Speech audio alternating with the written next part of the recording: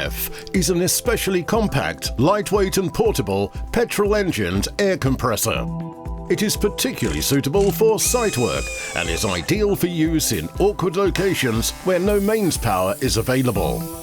The 3.2-litre tubular air receiver is incorporated into the protective frame and delivers high air output relative to its size.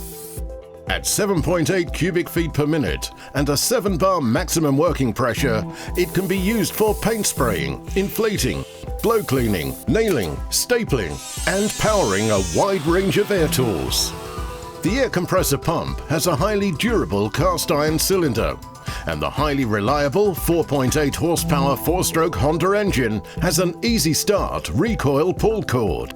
It is fully Euro 5 compliant, resulting in both improved economy and efficiency whilst lowering emissions. It's quiet running too, conforming to the latest European noise directive.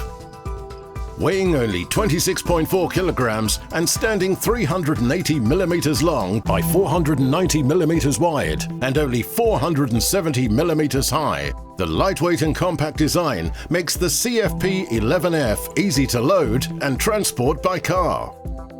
It features a receiver output pressure gauge and a regulator to ensure that the air output can be controlled to meet your air tool's needs.